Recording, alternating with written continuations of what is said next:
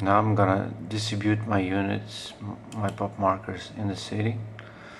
Um, I'll put at least one in the garden so that I can start producing wood. And let's confirm. Now I get this screen with one only option. Usually I would have options to create social advances, but that's only for the advanced rules. Here I'll just hover over the leader and take it. So now I have 2 leaders in my city. This time I'm going to take the agriculture, why not? So I can, if you look now, I am producing an excess of 4 food. Right after I take it, my excess go to 7, because each farmer is producing 1 more.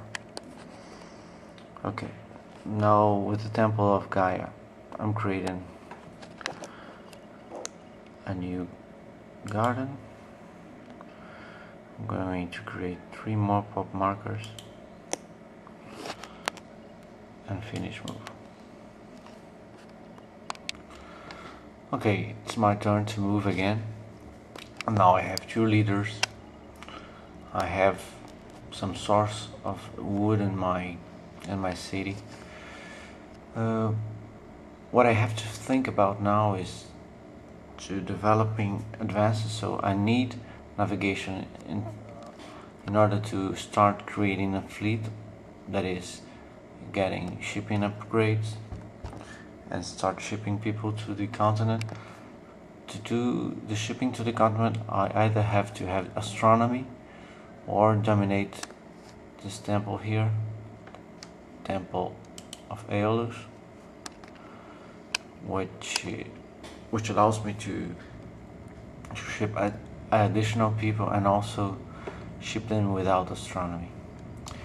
I'll just fast forward a couple of turns and get to the point where I have a shipyard and also a navigation, so just to show how things work at that stage.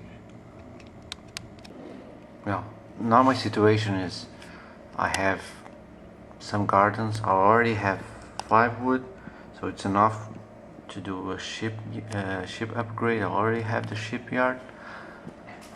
I just don't need the navigation advanced, but I have 4 knowledge. I can get more too with the temples I'm occupying right now. Each temple just gives 1, so it's almost guaranteed that I can get navigation now. But I don't have astronomy. But since I see the Temple of Aeolus here, I can go there and start shipping units this very turn. So this creature has a strength of 7. I would need to take at least 5 units there, since I only have 2 military equipment just to match its force, but I have to supersede it. So I will take my leader with 5 population markers, invade the site and wait for anything to happen. Okay, let's take a quick look of what my opponent could do to stop me from start shipping units. He has this group here. It's not a very big group, but he has many more military equipment, but I do have, he has 8 against 2. Maybe it would be enough to kick me off there, but probably the best that he could do would be to move with some units to the city and take a bigger group to kick me out of there. So he invades the same site where I'm now with the same number of units, but he has much more military equipment. So if he does attack me like this, I'll probably retreat, or even if I use some military equipment and resist, I wouldn't have enough power to kill the creature afterwards. But let's just say that he missed what I was doing. Let's reset his move and make he do something else, like he's going to invade the temple of Hecate, where he can transform his tons of gold into wood and go to do wood himself in order to make his ships. Okay, since my opponent left me alone in the Temple of Gaia, I can just employ my last 2 military equipment to defeat a creature that protects it. So now I know that I can ship units if I can do a shipping upgrade. Let's take a look at my city. I see that I have 5 wood, so I definitely can do a ship upgrade, 1 ship upgrade, so I need 1 unit here. Even if I put 1 unit in each of the 3 gardens, it's not gonna be possible to do another upgrade, so one unit in the shipyard is fine. However, I have a problem with food, -6. Since I have agriculture, each unit in a farm will give me 1 more food, actually 2 more, so I just need 3 units in farms. Finally, with that units which is left, I can put in a garden for producing more wood for the future. Okay, let's confirm that. I can see what I produced. Now I have to develop navigation, otherwise I cannot do shipping upgrades. Now I can do 1 ship upgrade here. You can see that my ship is now in the 1 marker.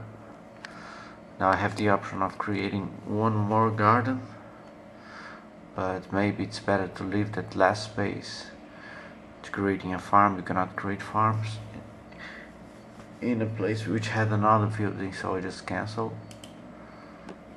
Okay, finally the Zeus tribute.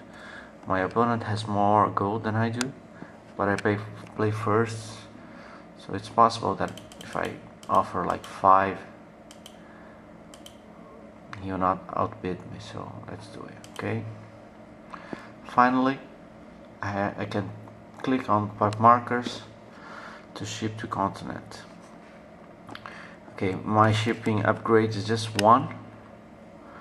Usually I would not be able to ship any units because I don't have the advanced astronomy, but I occupy the Temple of Aeolus, so I can do it.